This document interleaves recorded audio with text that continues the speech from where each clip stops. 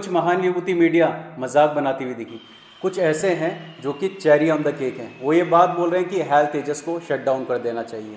ये जो incidents Dubai air show में हुआ जिसमें कि तेजस मैन्यूवर करते हुए कंट्रोल खोया और क्रैश हो गया, कई बातों को रेस करता है। एक बात ये भी आई थी कि जिसमें कि ऑयल लीकेज के बारे में बात चल रही थी, जिसमें पीआईबी ने ये बात क्लियर करी कि वो फेक न्यूज़ है।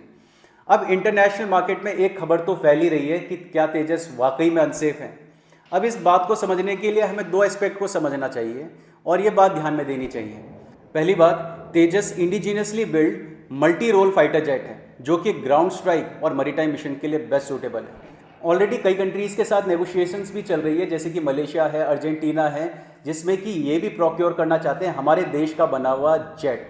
इंटरनेशनल डिफेंस मार्केट में ऑलरेडी कंपटीशन बहुत ज़्यादा है और वहाँ पे ऐसे इस तरीके से इंडिजिनियसली बिल्ड एयरक्राफ्ट की डिमांड बाहर होना मतलब सबकी आंखें खोलने वाली हैं।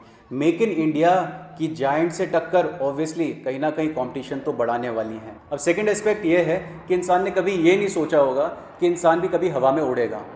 अब कोई भी चीज़ बनती है या सीखता है वो ट्रायल एंड एरर मेथड से होता है, चाहे वो डॉक्टर है, इंजीनियर है, कोई भी है। और यहाँ पे कहीं ना कहीं मैकेनिकल प्रॉब्लम भी हो सकती है। इसीलिए ये बात भी बोली जाती है आर्मी में सर्व करना कोई आसान टास्क नहीं है। You are not certain about your life. कहीं ना कहीं हम सबका सुप्रीम रिस्पेक्ट भी रहता है जितने भी इंडियन आर्म फोर्सेस में सर्व कर। अब लास्ट में जो इंपॉर्टेंट रहता है दैट इज जॉइंट इन्वेस्टिगेशन, जिससे कि मालूम चलेगा कि मैकेनिकल प्रॉब्लम रही या पायलट एरर है या फिर एक्सटर्नल प्रॉब्लम्स हैं।